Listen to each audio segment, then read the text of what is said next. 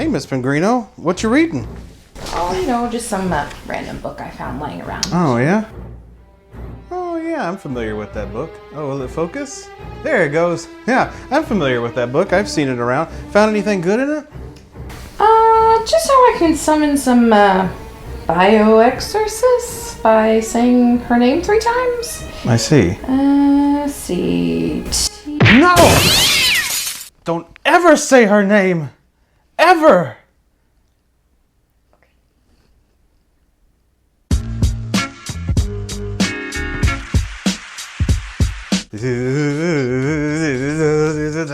No, go pick him up. I want him a part of the show. He's gross. Well, you're gross.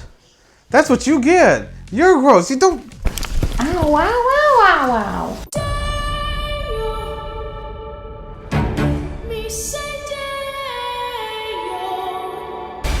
Can't believe Grandpa's dead. Death is hard. Yeah, sometimes I think life is harder. Obviously, since you see the beautiful ghost with the most himself here, as well, if you may notice my pin I'm wearing, it's kind of hard to zoom in on that, but it says Beetlejuice on there. I on purpose wore this shirt just so I could wear that pin. Okay. Because I love it so much. If you haven't figured it out, oh wait, where are we? Oh, this is Get Real. Yeah, I'm Steve. This is Frank. And welcome to the show. Bob's out there. Yeah, and if you haven't noticed it, if you haven't realized it or figured it out, we're going to be talking about Beetlejuice Beetlejuice, the long-awaited sequel to 1988's Beetlejuice. Miss Pengrino, what did you think about Beetlejuice Beetlejuice? I loved it. Who didn't? I really did. I love that it was more, I don't want to necessarily say action-packed than the first one, but there was more to it than the first one. Like, definitely more going on. More going on. I felt like it kept my attention a lot more. Yeah. And, go ahead. I'm going to say some blasphemy right here. Oh, God. Probably. Oh, God. I like it better than the first one. That ain't right. Ooh. The first one for me. I'm glad you said it, not me. The first one for me made me lose attention easily. Well, I was younger at the time, so that probably played a part. But I mean, when I watched the first time I watched it, I was like 7 or 8 years old, and I loved it. So figure that out. I agree with you though, and we're going to get into talking more about how there was so much more going on and everything. But this movie was amazing. Some critics are saying lower your expectations because it's not as great. I disagree. I mean, this hit home. This hit all the beats that I would want to hit in a sequel to Beetlejuice. And it explains so much. Sometimes sequels have the intention to explain, and they never do. And they just rehash everything from the first and do it in maybe get like this much an explanation, right, or none. And sometimes that's great. Like in the case of like the Home Alone movies, another Catherine O'Hara movie. Yeah. The first 2 Home Alone movies, yeah. It's basically the same story. They just do it again in a different setting. And while, and that's great, but then there are some movies that do that, and you're just like, really, you couldn't come up with something better? It's weird. But in this case, they didn't. There were no holds barred. No bars were held, Miss Pengrino. No bars were held in this movie. They did a little bit of everything. A little bit of everything. And what's awesome about it is no one missed a beat in the movie. Like, a lot of times when you do legacy sequels, it feels like the actors cosplaying the characters they played a long time ago. You know what I mean? Yeah. It feels like they're just doing it again. They're going through the motions. It felt like we haven't seen these people in 36 years. Yeah. Wouldn't you agree with that? Well, I will say there's only really 2 that we're bringing back, per se. Well, 3. 3, Beetlejuice, sorry. The hell? My bad. Yeah, no shit, Sherlock. So 3 people are really all we're bringing back. So it's not like it was too far of a stretch for most of them. Yeah. Plus, I mean, in the first part, they're all weird and crazy. And I feel like these actors and actresses play weird and crazy They're weird. Pretty well. Well, that's the thing, Michael Keaton. We didn't know he could play weird until he did that movie. He was always a funny actor, but he played weird. He actually originally, fun fact, turned down the role of Beetlejuice from Tim Burton because he didn't understand it. Because he was like, "What is this? What am I playing here? What is this character?" I had no idea. He was trying to explain Beetlejuice to me, and I just didn't know what he was talking about. But then he sat down and spoke with Tim Burton and kind of gave him the gist of it. He's like, all right, this sounds like fun. But it was Michael Keaton that came up with this look, this iconic look. He's the one that really put it together. And I called the wardrobe department and I said, send me a rack of clothing from all different periods of time. I don't know. It just started to evolve. And I just said, this could be fun. And then he proved that he could play weird people. So, it's great because the original movie had actors that were known for playing weird people, like Catherine O'Hara, like Jeffrey Jones, Winona Ryder, and then they kind of rode on that of playing the wacky, weird characters from that point forward. But Michael Keaton, he was a funny actor, but he was just in straight up silly comedies before then. And what was really weird, it was like, okay, you've played Beetlejuice. Now play Batman. Now play Batman. Be super serious and terrifying in the night with playing Batman. So that was a stretch too. But no, it's like they didn't miss a beat. This movie, it's like we're picking up right where not right where we left off, but picking up after a few years and just picking up on their lives. Yeah. My favorite part of this actually was not even just that we're picking up. I mean, we did, and that's great. But was that we got to know Beetlejuice's backstory. And that's a whole nother thing that we got more Beetlejuice in general. Another fun fact, did you know even though the first movie, named after him, he's the star of the movie, he's only in the movie for 14 and a half minutes? I believe it. Through the whole movie. You don't see him. There's really not much talk about him. I mean, you see bits and pieces and you understand that he's trying to get Lydia, but there's really nothing much to him. Like, he was literally, his story was in this one. Yeah, and it was more about Beetlejuice than anything else. He was in the whole movie, which again is a far contrast from the last film. The last film was all about Alec Baldwin and Gina Davis's character, the Maitlands, trying to navigate through just being dead afterlife. I was see what I did there? I said I was going to say navigate through life, but navigate through afterlife because they're dead. Oh, brother, this guy stinks! And then they happen to run. They just kind of happen to run into Beetlejuice because they see his television ad, and eventually they summon him because they're like, we have no idea what else to do. Yeah. And so that's how Beetlejuice arrives, and he just comes in every so often in that first movie, and yet he became a freaking icon. To this day, he's still an icon. Yeah. And so naturally, that was one of the higher ups of this film was that's what we needed, more Beetlejuice in Beetlejuice, and that's what we got. Who would have thunk it? Who would have thought that would have done so much, right? But the lore, you're exactly right. Tell us more about when we go back in time and we learn the lore. We go back in time, basically. I would say like 15th century, 14th century. Something like that. And I feel like Beetlejuice is kind of like a hobo. He is. He's a grave robber. He calls himself. He is a self-proclaimed grave robber of that time era. Yeah, of that era. Of that era or that time, whichever one.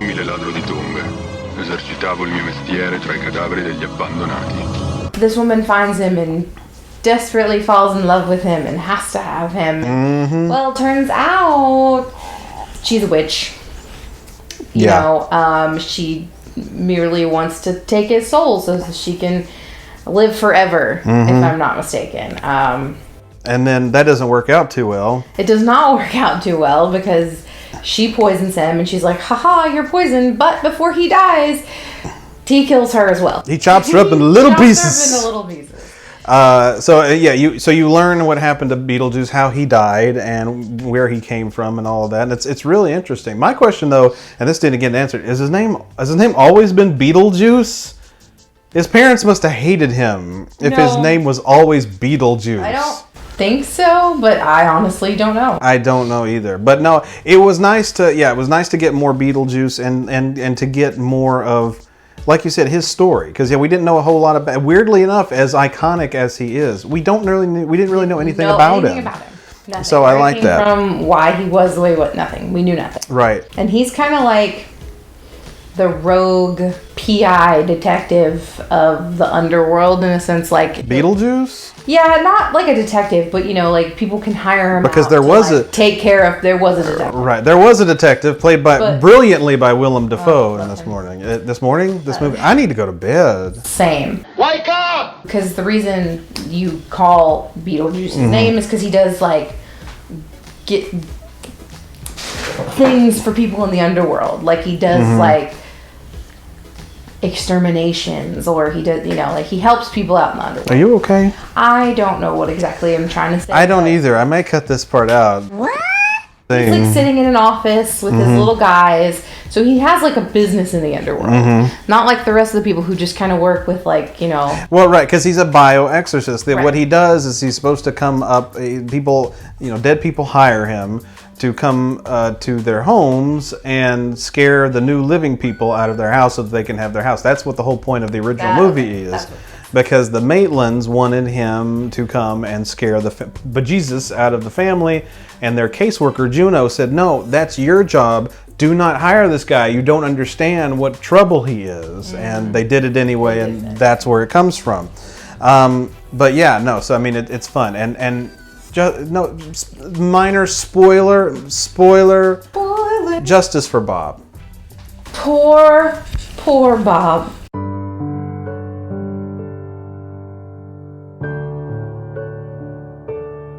But again, talking about his story, and then the whole situation with Lydia and her daughter, and Catherine O'Hara, Delia's subplot, and then all of this stuff. There was a lot going on in this movie. I will say, some probably say it's too much. There have been a lot of critics recently saying it was too much, but we were talking about this. That was refreshing for this film. Yeah, because it wasn't too much in a chaotic sense. Like, right. There are some movies that there's several plots and they jump. Like a Marvel movie. And it's just everywhere and you don't know where you are at any point in time. What was the movie that the second Aquaman that we saw at the end of last year? There was so much, and it just sat on your head and crushed it. It's like, we don't need all of this. And Thor: Love and Thunder. Do you remember that? So much going on there. It just had a lot, but it still followed a smooth steps, like into each group. You really don't know what to say, do you?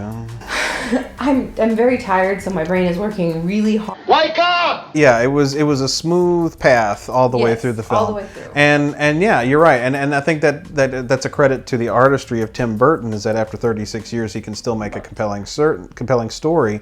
Because arguably his peak time as a director was between 1985 and 1994, because you had Pee-wee's Big Adventure, Beetlejuice, Batman, Edward Scissorhands, Batman Returns, Nightmare Before Christmas, and then Ed Wood, which was one of my personal favorites. And then after that, you had some interesting things. You had Mars Attacks, you had Sleepy Hollow, which was like a legit horror film that kind of the first time he'd ever done something like that.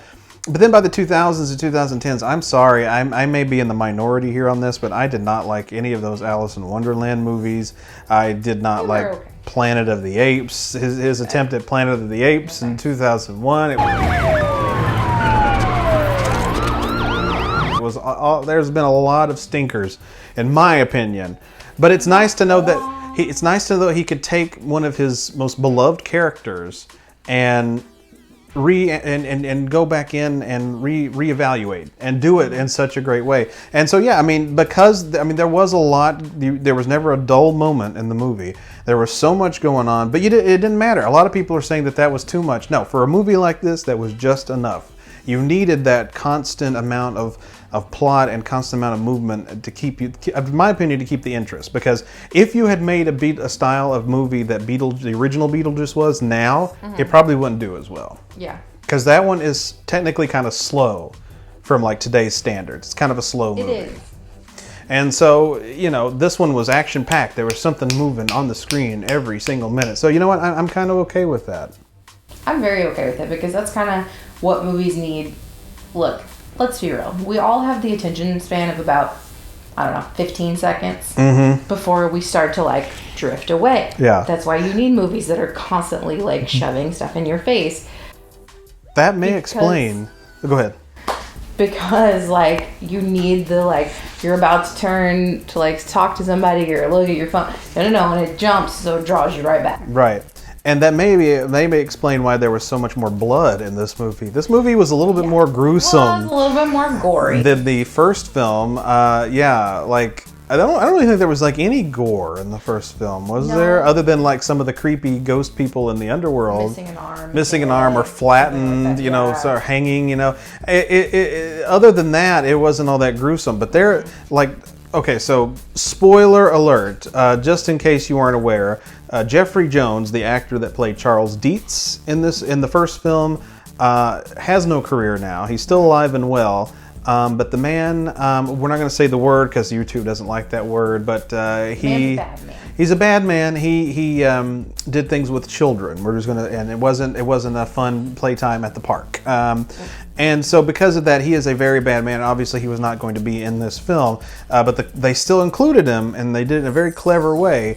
Again, spoiler alert, they tell the story that he was in a plane crash and then got eaten by a shark, half eaten by a shark, and so for the rest of the movie, his lower torso is wandering around the underworld, and it's very entertaining. I like that.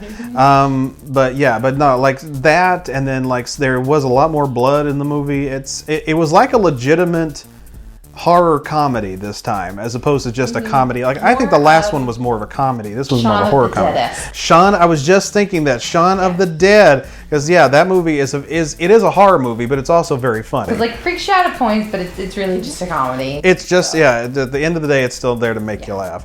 And that might also explain why Danny DeVito had stuff coming out of his mouth.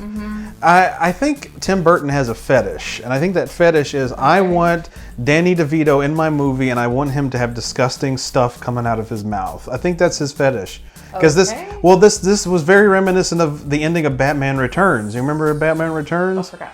When the penguin is dying, he has all this blood coming out of his nose and mouth as he's dying, and he's walking around, and it's very creepy and unsettling, and that's kind of what I got in this movie. He plays the janitor who, spoiler, gets killed by Monica Bellucci's character, Dolores. Is that her name? Dolores, yeah.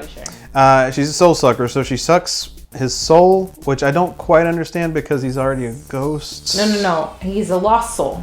Oh, okay. Underworld is for lost souls. I did not know that. I did not know that. So she kills him first.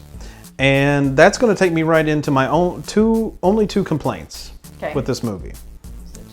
Her character. I thought she was going to have more of an arc. See, when this movie was promoted for these last couple of years, or the last year or so when we knew she was going to be in it, it's Beetlejuice's ex-wife. We didn't know he was married before. You know? Yeah. And it was like, okay, what are they going to do with this? What are they going to do with this? Oh, nothing. They Beetlejuiced her. Yeah, what are they going to... The first one. They did! That's it! That is exactly it! They're like, what are we going to do with this? Oh, nothing. She'll show up like 4 times. She shows up for maybe a few minutes of the film, and she sucks somebody's soul, Bob being one of them. R.I.P. Bob! And then at the end of the movie, again... Spoiler! At the end of the movie, she dies along with Justin Theroux's character. They both die the exact same way Beetlejuice gets killed in the last movie. The giant sandworm comes out and eats him. Technically, they could have that leaves that open because did they really die? Well, Beetlejuice never dies. But the thing about this, I think this is like finite for her. But it's like you did all this build-up only for her to get eaten by the worm. When I saw that happen, I kind of went, oh, that's what they did for her. So it felt like there was some massive potential there. She is doing stuff because, like I said, there's always something happening, and we keep up with everybody. But like I feel like they kind of let that. Only ever in a screen for like 3 seconds. So I feel like they kind of dropped the ball on that one. They Beetlejuiced her. They did. They first movie Beetlejuiced her. Because there could have been so much more done with that, and they just didn't. Again, it won't take away from your enjoyment of the movie because there's so much more fun stuff and more people that you care about in this movie. So at the end of the day, it doesn't really matter. But yeah, that threw me off. But and speaking of Justin Theroux, I wanted him to die. Yeah. I want Justin Theroux to die now. No offense to you, your character was obnoxious. Awful. Your character was freaking obnoxious. What did he bother you with? Everything. Yeah, exactly. And also another thing, it is really creepy and unsettling that there's so many men that keep trying to pressure poor Lydia Dietz into getting married. Everybody's doing that in every movie. I mean, she's good looking and a creepy, fun time. Like, what are you gonna do? But Justin Theroux is basically forcing her to marry him. Beetlejuice once again is trying to get her to marry him. There's all this marriage stuff, and she doesn't want it. She's not about it. She was married once and she lost her husband. So it's like, I don't want to do this anymore. Got it. No pressure. I don't know. I think because it was just what annoyed me the most about the character was like it's that person who you can see is like just using the other person, like, oh, I'll keep you from doing these drugs. Oh wait, just this once, I'll give you these one more time. One more time. Oh, we need to keep filming. Oh, I know you're overwhelmed. Well, we could do this. And yeah. Like he's one of those type of guys. Yeah. That shit was ass. Oh, and just like the first movie, there was one F-bomb. Later, fucker. So, Miss Pengrino, would you recommend Beetlejuice Beetlejuice, the most anticipated movie of the year? Absolutely. Abso-freaking-lutely. 150%.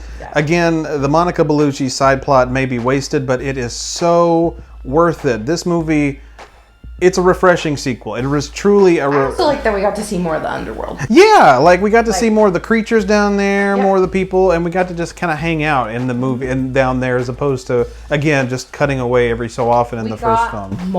We got more. I always wanted from the first. This is why I said the blasphemous statement that probably people come at me. It's fine. I don't even care.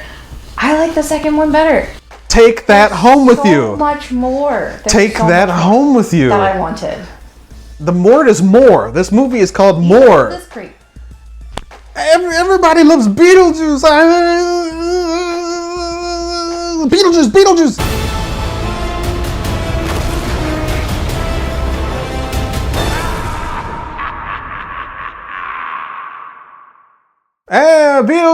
Beetlejuice. Okay, I'm out, Miss Pengrino. See you next time.